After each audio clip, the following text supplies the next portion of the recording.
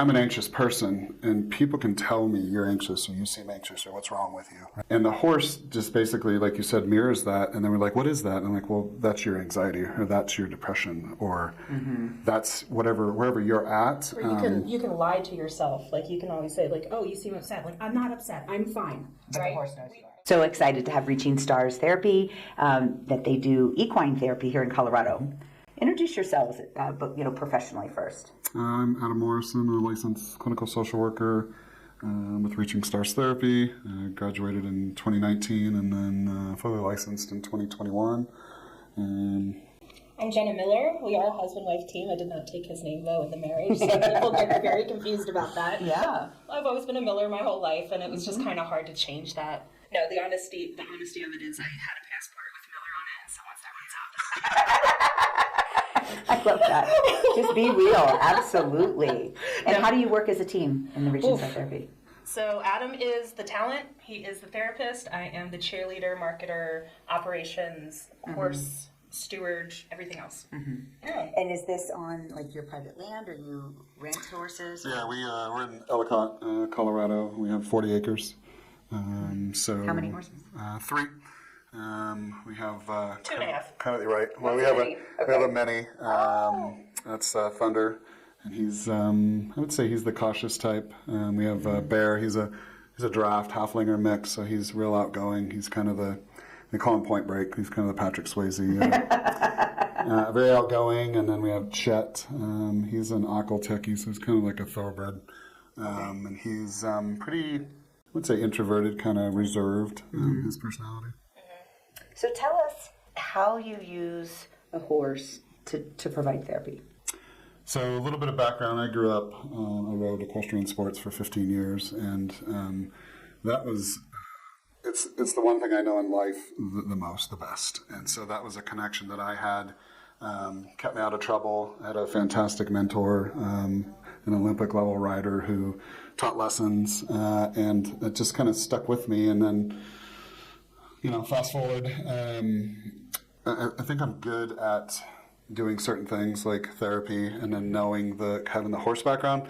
Jenna is really good at kind of stringing concepts together. And so when I went back for my master's, I was like, there's got to be a way to take and it's kind of a catchphrase, the power of the horse, and link that to mental health. And she's like, well, why don't we just do both? Yeah. So it was your idea. Yeah. He's got all those degrees, but it was your idea. Right. You said she's And you're a city girl, so you weren't raised around horses. Oh, Lord, no. Philadelphia suburbs. My family had moved to the suburbs by the time I had come around. But yeah, Philly girl all the way. Yeah. So when did you guys meet?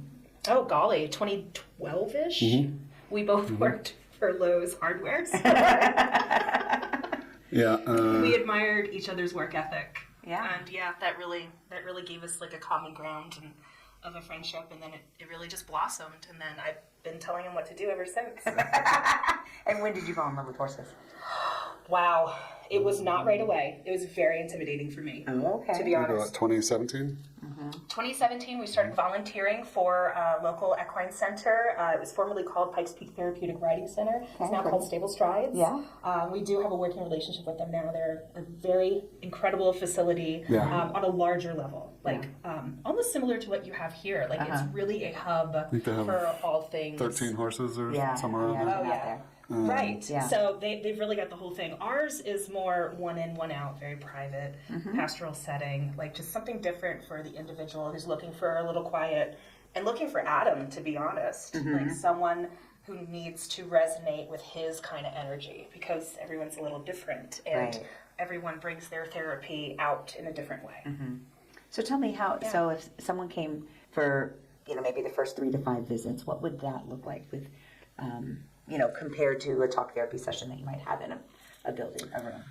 Well, that's a really good question. I like, I love that type of therapy with the equine therapy because it incorporates movement. We were talking about it on the way over here.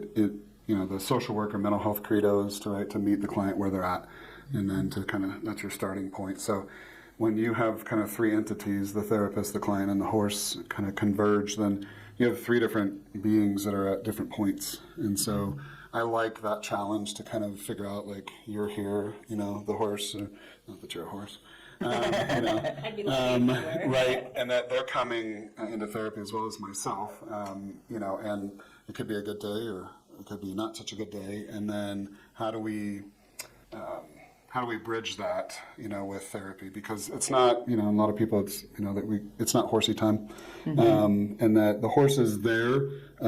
It's kind of like my mentor there from Stable Strides.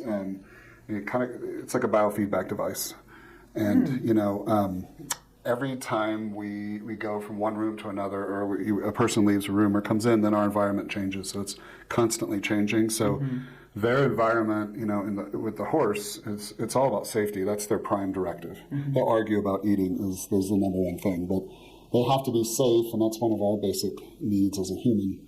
So that's something that, I do a lot of paralleling with what they bring from their environment. And then, of course, the client, why they've come, to meet with me and to start that journey. Something they want to work on or something that they want to repair. And then we take a lot of, there's a lot of opportunities that the horse presents that it's kind of like, well, I didn't do it, like, he did it. All of ours are geldings or males.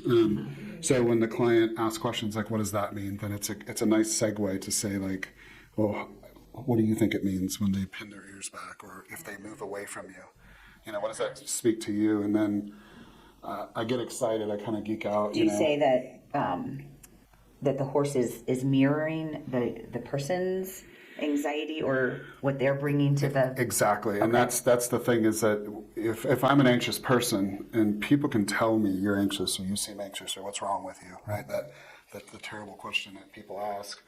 And the horse just basically, like you said, mirrors that, and then we're like, what is that? And I'm like, well, that's your anxiety, or that's your depression, or that's wherever you're at. Or you can lie to yourself. Like, you can always say, like, oh, you seem upset. Like, I'm not upset. I'm fine. Right? The horse knows you are. Oh, they can. Right. So they, yeah. And I mean, there's you can't fool them. There's so you many. can see right through him too, but right. There's so many layers to it, and I think that's what fascinates me about it.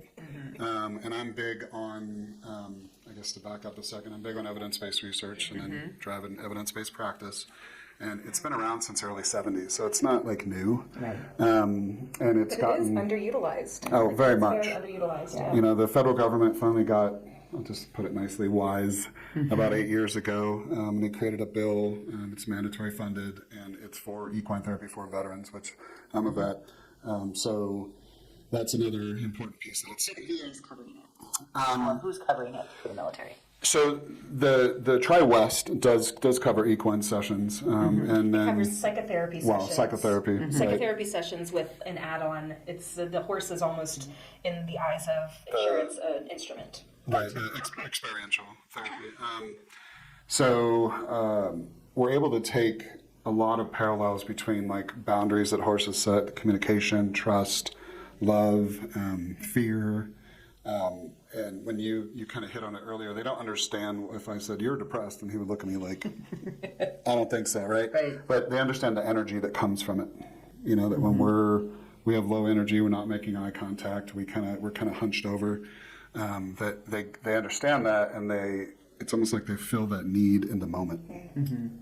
Yeah, it's pretty incredible, actually. Yeah. Especially on days like when clients are really not feeling up for anything, the horse knows. And sometimes it's really difficult to describe this innate connection that people and horses have, but sometimes, the horse is like, I got you, right?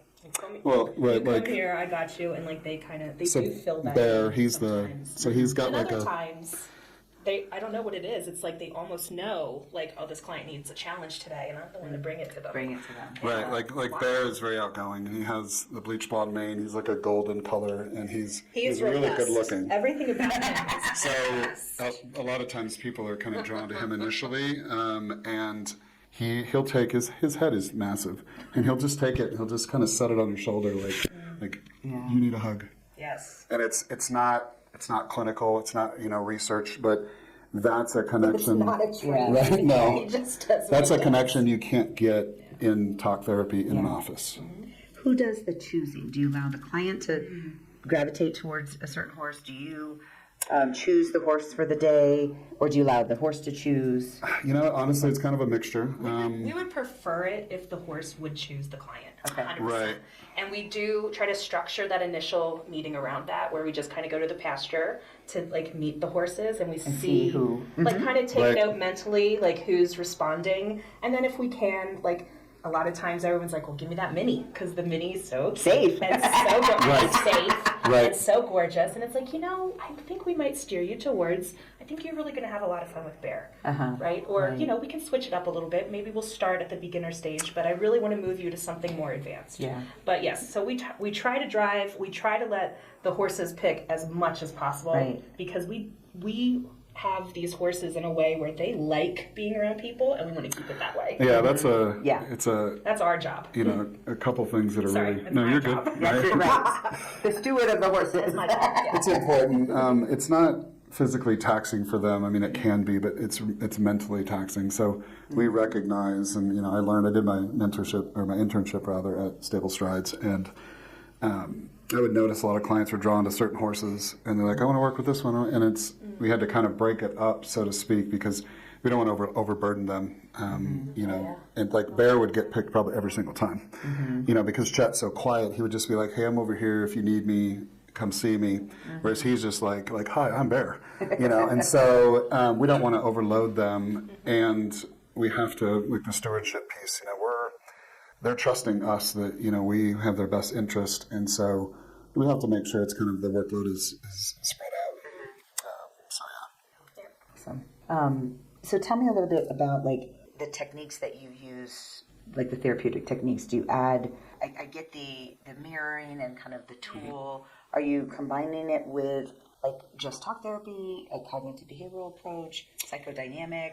How? Yeah, I'm really drawn to DBT, the dialectical behavioral therapy. I like it's very straightforward to me, and it's, you know, being a skills-based approach. So I can take with the horse, and, you know, I could teach, you know, distress tolerance, right? Someone's ability to tolerate stress or distress in the moment, and then they can start using that skill like immediately almost. Right.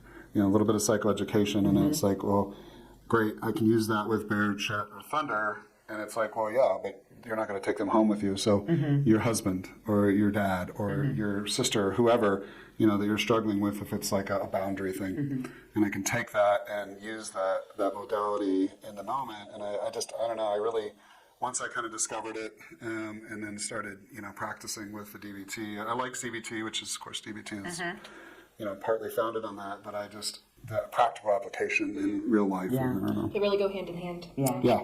It's kind of easy when you think about it. Like, oh yeah, that makes sense. So is this happening in the pasture, standing up? Do you bring the horse into, you know, a more controlled environment? It just depends on where the client's at and where, you know, sometimes weather will, you know. That was going to be my next question. What happens when it's cold? So we have, Put on layers. right, and that's one thing is that, you know, there's a few centers that we've been to, and they have kind of heated spaces, but they're much larger on scale.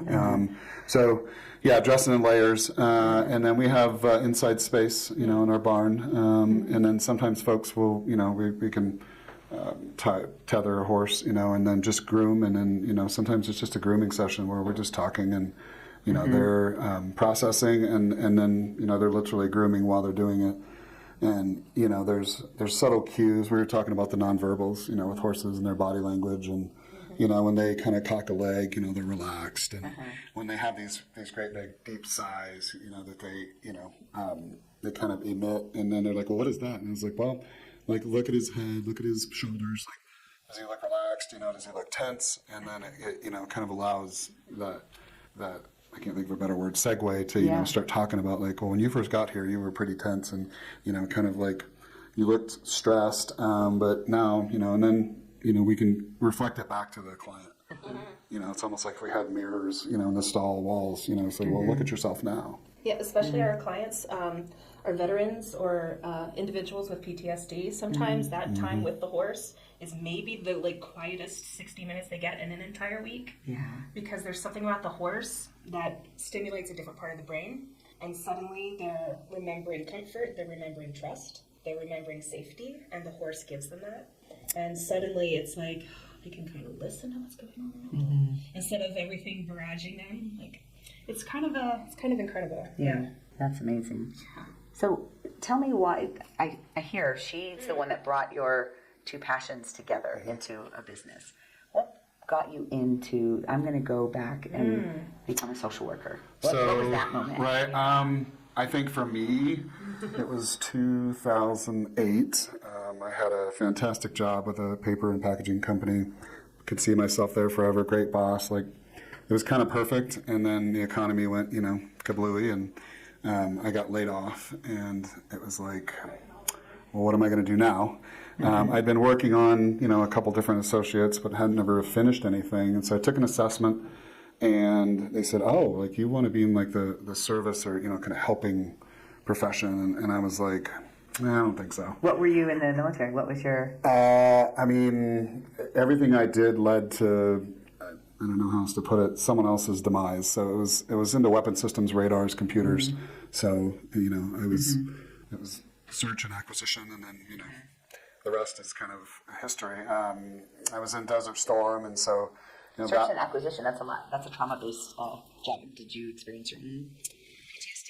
Yeah, I think I did. I think for about a years, like a lot of veterans I've worked with, it was, well, compared to her grandfathers in World War II and my dad who was in Vietnam, like I'm good, My job was very much removed. I know that hundreds of miles away or 50 miles away, that there was somebody who's going to lose their life, and it was... in the moment, it was like, why choose me, instead of them? Right. And that's just what you did. But, I was reminded by her and, some veterans like, well, it's still trauma, it's still PTSD, it's just, it's different. So mine wasn't face-to-face, and I think that played into, I talked to a couple social workers. I got my bachelor's from Eastern Washington University. It was a really good social work school. And I kind of felt the program out. I'm a researcher, kind of a planner. Like, I'll do 3 things before I make a move. Okay. And I was like, and they're like, well, one of the populations is veterans. And I was like, oh, okay, like that appeals to me. So I finished my bachelor's, and then, life kind of threw me some curveballs. I got divorced and moved, and I was kind of a single dad again. I have 3 kids, and I was like, well, I got to make a living. So I put social work on hold for like 6 years, which is where we met at Lowe's. I was a store manager with Lowe's. And then it was like one of those defining moments. It's just such a toxic environment with that corporate, drive. It's just a grind. And I thought, I have to stop doing this. So we did a lot of planning, and I was actually able to take 2 years off and not work. And just focus on my master's, which I got through Arizona State. Great program. I did the hybrid, and then things kind of, the momentum really built when I did my internship with Stable Strides, and it was just like a. Well, we got there before your master's program, didn't we? Or was that during? I think it was during my. Well, you were clearly the catalyst to this now therapy center. I was kind of saying, it's like, he wasn't even a therapist. Let's just do it. Let's just do it. It's like, well, I remember Adam telling me about his time at the Veterans Home in Spokane. Yeah. And I was like, Adam, like, this is your mojo. This is what really resonates with you. And then building upon that demographic, the geriatric veterans, it's like he comes to find through his internship that like kids really like him. He's like the cool principal. You know what I mean? Like, he's just that guy, like, oh, hey, Mr. Morrison. Like, everybody's just drawn to him. And it's like, you have something to offer, though, bud. I hate to tell you. So, yeah, we kind of showed up at Stable Strides. We're like, oh, hey, we want to do a private practice of our own in like 5 to 7 years. Right on target, by the way. Actually, yeah. Which I'm very excited about. We wanted to do our own thing, and, we started as volunteers. And we're like, put us to work, and they're like, yeah, we're gonna put you. Here's your shovel. And I started out volunteering, and then I became a horse feeder. So I was literally shoveling and feeding and cleaning, and then it just kind of grew from there. Did office manager, billing, and got a glimpse into operations, and their program development director, I don't know his title, but Chester DeAngelis was my supervisor, and we had a really incredible person. Good connection. He's really good at supervising. And he's an LCSW, but he's kind of more the administrative development director. And I was like, do we have a relationship with Arizona State? And he said yes. And I said, I think I really want to do this. So it had kind of been it was about a 30-year break, from direct interaction with horses. So I needed it. It's what kept me, like I said. And it's what you use yourself for coping and for. Oh God, yes. The barn is my church. I don't attend a worship center because I think that spirituality is everywhere. And if I'm upset, or if I'm just kind of over, what I do currently, which is it's a lot. I work for contract for DOC, Department of Corrections, but I'll go out to the barn and just kind of sit. And if they're eating, or they'll wander in and out, and just kind of oh, what are you doing? And I don't really have much. I don't have a care, really much concern.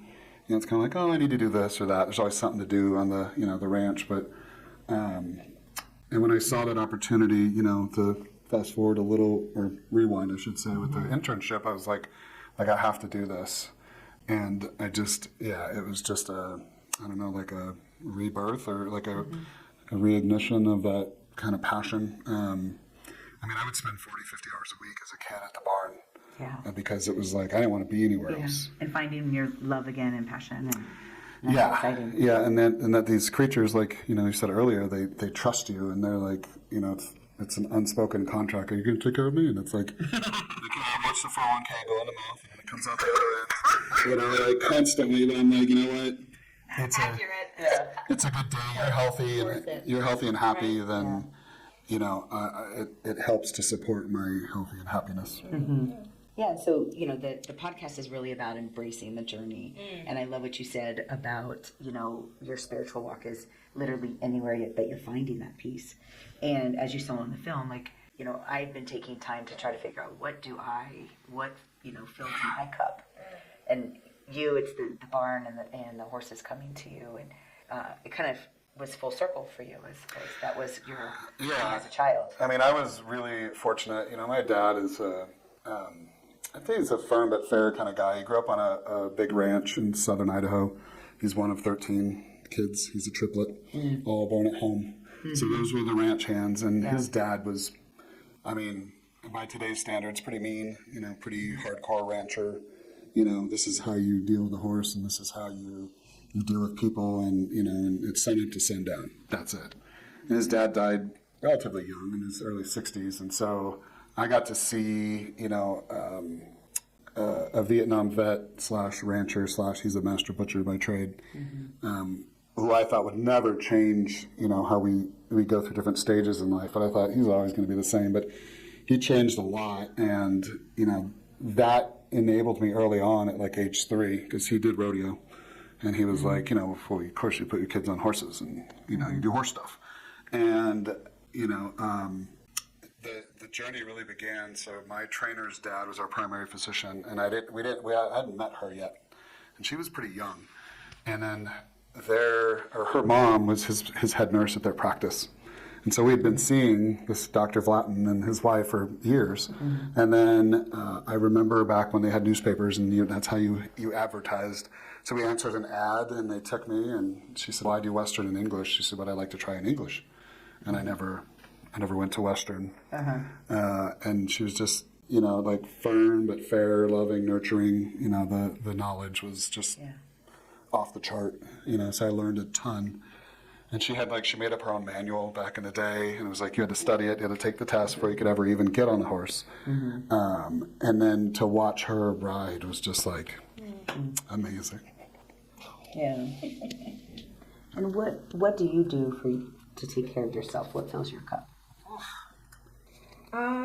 Probably temper tantrums. Have you ever struggled with depression and anxiety? I think anxiety, yes. Personally, I am diagnosed with PMDD, premenstrual dysphoric disorder, which means I have very intense PMS episodes where I'm a raving lunatic if I don't have medication. So it's kind of odd. I get glimpses of what others are going through on a regular basis. I would rather empathize with them than sympathize, but I can't sympathize because it's a bit much. So how is it being married to a therapist? When you're in those episodes, does he respond therapeutically? I don't know. To be honest. Well, that's just the thing. It's like, what came first, like the Adam or the therapist? Because he's always been a very kind, patient, caring, understanding individual. And then it's almost like therapy, or I guess becoming a therapist almost taught him how to utilize while protecting that, because there's a piece where you do have to not take it with you, right? When you're administering, or I don't know what the verbiage is, when you're conducting therapy or engaging in therapy. So from there, I would kind of say no, because he's just naturally calm and understanding. And then I'm also very self-aware. I mean, an hour later, I'm like, I don't know what that was. I'm sorry, you had to meet her.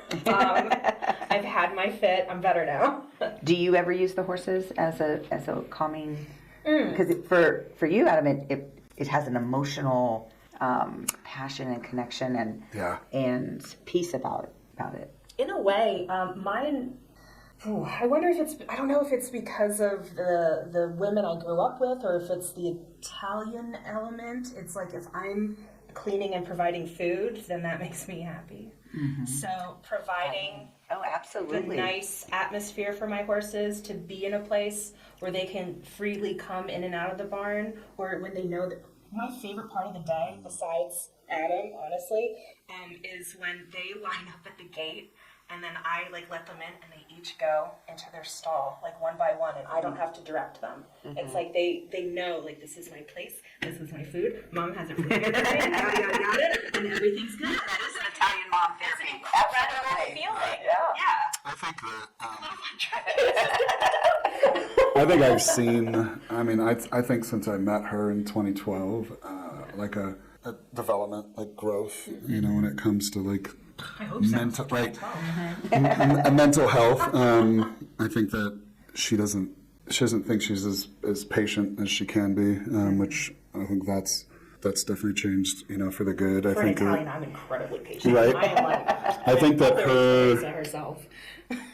Well, everybody struggles with, all of it, right? Depression, anxiety, anger, everything. But I think her depression and anxiety, like you mentioned, those couple things, it's more open, and it's more genuine, real these days. One of the first things we did when we were dating, we went to this ceramic place, you make some kind of ceramic, and so we made these mugs, coffee mugs, and mine looked kind of like not like World War II bonsai, but it had kind of those colors, and it was like a circle. It was big brush strokes, like Japanese art, there and there. And it's the lady, I remember the lady saying, oh, you should, what do you want to put in it? You etch it in, and then we'll fire it.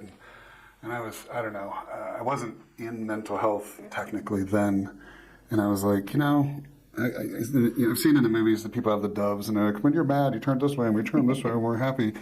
And I was like, I don't think I want to do that. But I was like, I put AT on mine, and she's like, what is that? And I was like, who's AT? And I was like, always talk.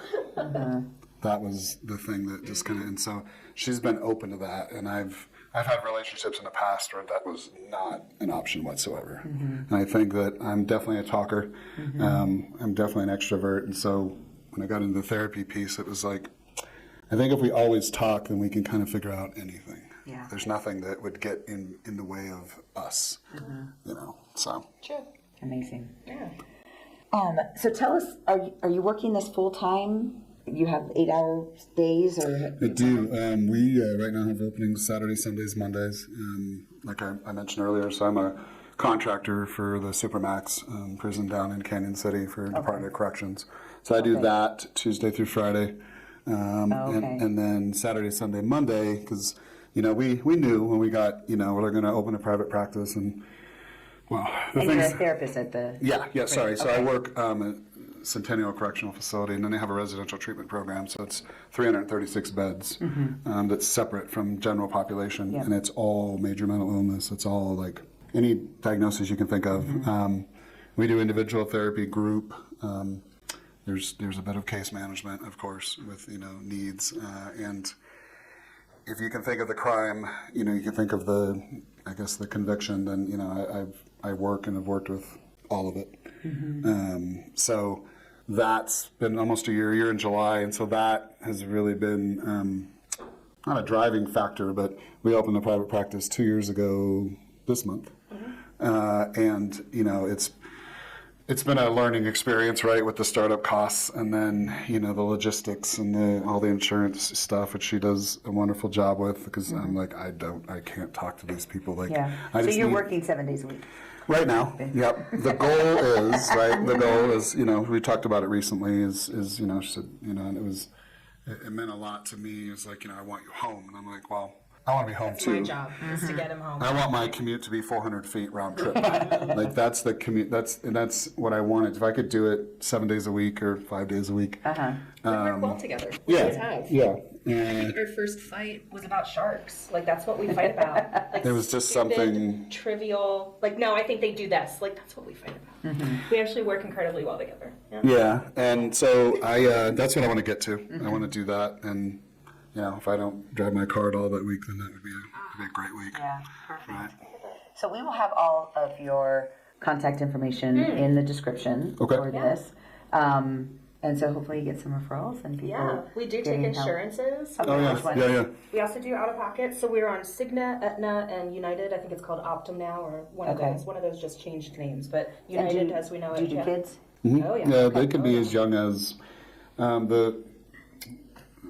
Long story short, the industry standard with equine psychotherapy is, it depends on who you talk to, but it's basically 7 years old and up. And then we work with, really any diagnosis except for antisocial, personality disorder, active psychosis or delusion.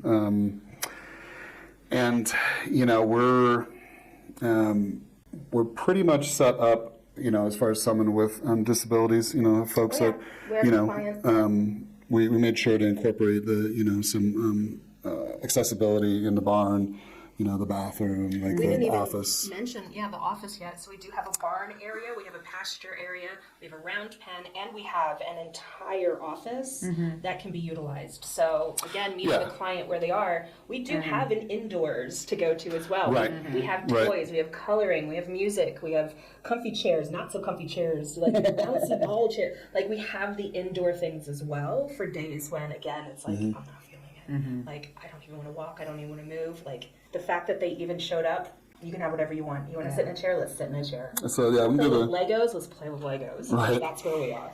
But forget about the Lego table. We do have the room to do that. I think what we ideally want to do, though, is to have people outside. Yeah. We do want that actual motion. The movement. Because motion, physical progress can somehow lead to that blood pumping, your brain waking up, the brain actually comprehending and not being stuck. Yeah, we were talking about that also on the way over here. I'm pretty fascinated with the brain-body alignment and how when they're misaligned, we miss cues from brain to body and body to brain. And individuals, absolutely. Like when you're asking who we could work with, we could do groups up to about 6. It's best to have about 2 people per horse so that horse doesn't get overwhelmed.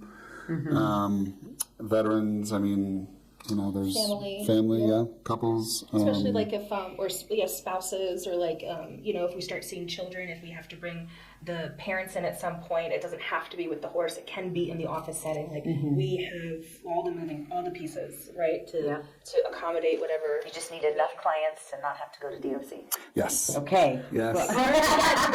we are looking for the people who are looking for Adam and looking for a quiet, private place, because some That's people a really good point. like the community of a larger place, or them pushing themselves to get out of the house and into the public might be part of their journey, and that is something different than what we offer. We do offer more quiet, more pastoral, one in, one out, but also incredibly boutique-y one-on-one attention. Yes. Like more attention than they would ever want. Well, thank you very much. Oh, thank you. No, this is awesome. Very helpful. Awesome. Thank you for having us. This has been wonderful. I can't wait to learn more about y'all too. Thank you.